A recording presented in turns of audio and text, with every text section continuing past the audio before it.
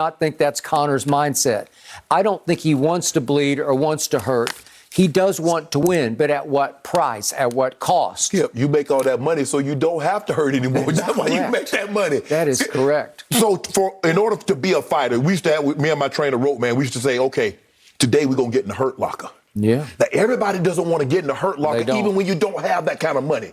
Do you still want to climb in that hurt chamber? When you got $400 million, Skip? And you're just talking about fitness pain. You're not talking about actually bleeding or getting your nose broken. No. I'm talking about going to an uncomfortable place. Yes. It's being comfortable, being uncomfortable for 2 hours, whether you lift it, whether you run it. Now, just imagine, you got 5-minute rounds, and you got to be in that hurt locker for that length of time and thinking, man, I got a yacht.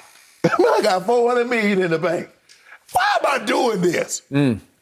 Which is why I don't love Conor's chances against Poirier.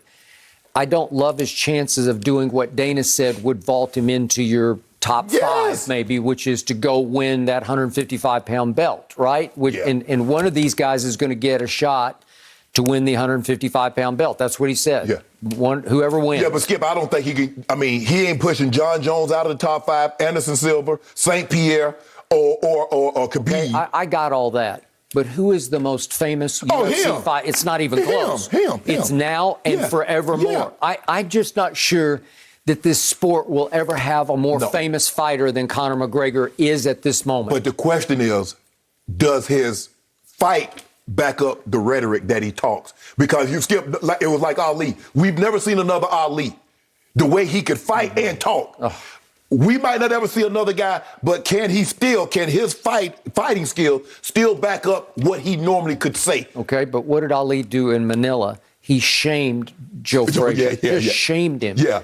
And then went in and they nearly killed each other. Well, I think that's what Poirier is saying. I want to do that. Right. I want to take him out, he said, to the deep end. Yeah. This is where you're both hurting to a point where you don't want to continue. Well, then you see who is the tougher man. Yeah, but that's how Skip, that's what training is about, that's what fighting is about. You know, you got to question yourself. And I tell guys all the time, if you never question yourself when you're training, you're not training. You got to question when, where, how, why. How did Conor beat Cowboy? He just shocked him right out of the gate, right? He caught him. They were suffering hard knocks. So they don't need this. Skip, Jerry Jones treat hard knocks like Thanksgiving Day game. It's another opportunity for people to see him and his team. So he's always going to sign up for it, Skip. If you gave the teams a choice, okay, do you want to be on Hard Knocks? Everybody with the exception of Jerry Jones. Jerry Jones would make Thanksgiving, like a Thanksgiving Day, like the Cowboys are on every Thanksgiving, they would do Hard Knocks every year. Because Jerry Jones cares more about commas than Lombardies. And this is another opportunity for him to showcase his team. Got no problem with that. But there ain't no pressure to do. So Hard Knocks is going to bring pressure. Not that they're the Cowboys.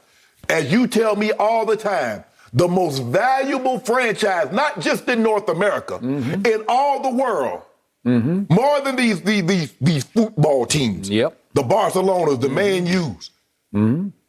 So the pressure is, it should be the Cowboys. We should have a certain level of expectation that come along with this. But that's not. So now we look for external forces. Well, that's the pressure. That's why they didn't make it. It was because of Hard Knocks. No, you're not going to make it because you're not going to make it because you're not that good. And that's why I got Dew riding on it before we even know what's going to happen. I put all the Dew to the middle of the table because I already know what y'all going to do. Nothing.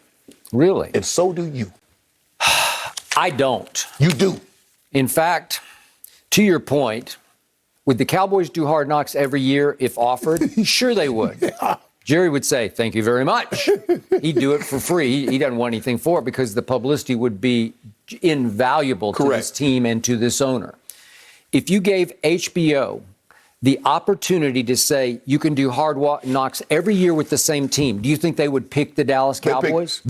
You know who they probably would have picked this year? They probably would have picked Tom Brady this year. But more times, 9 times out of 10, they're taking the Cowboys. If you ask them going forward for the next 10 years, you can pick one team if you so choose. Probably take the Cowboys. They would take the Cowboys because they sell. They are still America's team. Now they've become the world's team. Yep. The most valuable franchise in all the world is Jerry Jones' franchise. Right. The franchise he paid virtual chicken feed for. He stole that franchise in 1989 just because the owner didn't like Tom Landry, and Jerry was the one bidder who said, I won't keep him. I'm going to bring my good friend Jimmy Johnson with me. They weren't actually that good of friends. They weren't. That was a whole nother issue. So here's the point about my Cowboys. I believe that not only will they not be crushed by the overinflated expectations, I believe this will help launch this team this year because it is made for this. It will be fueled by Hard Knocks in ways most teams aren't cut out to be able to accept, to be able to withstand the crushing expectations that do get created by Hard Knocks. I'm glad the Dallas Cowboy isn't NASA because we'd have never put man on the moon. We'd never get anything up in the damn air. Because you already know. You talk about, it's going to launch them. You've been talking about launching, and they haven't launched yet. They've been dud, Skip, and you know it. At some point in time, you're going to have to come to the realization of this. Which team annually is the epicenter of national media attention annually? It's just Dallas. Skip. It just is. Skip. So it's not like they're not used to this. It's not like they're going to say, we don't know how to cope with the new pressure this inflicts upon us. You do realize as a sports team, you're not trying to win Pulitzer Prizes. You're not trying to win Emmys.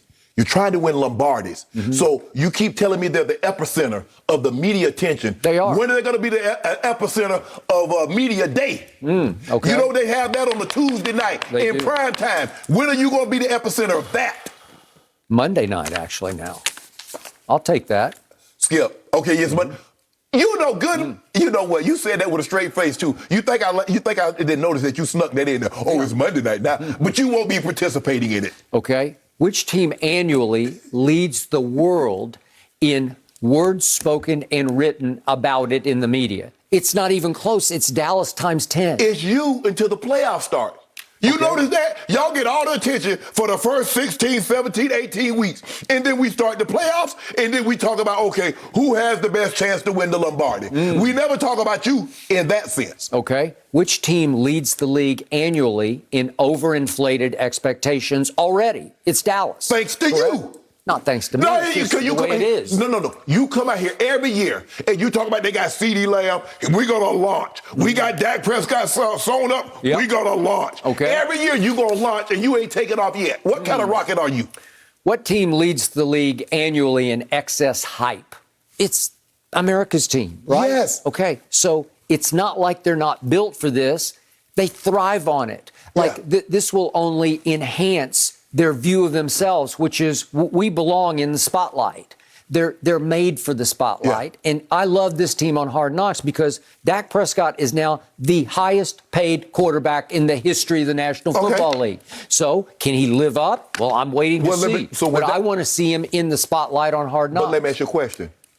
Once he became, they didn't know they were going to be on Hard Knocks. So were there not already pressure before Hard Knocks with Dak getting this Prescott? Yep. But see, you do this every year. Skip, you like that movie 8 Mile, Mekhi Phifer. He's hyping up Bunny Rabbit. He's getting him going, and Bunny Rabbit don't say any words. Yep. That's you. You hype the Cowboys up every year, and guess what? They don't do nothing.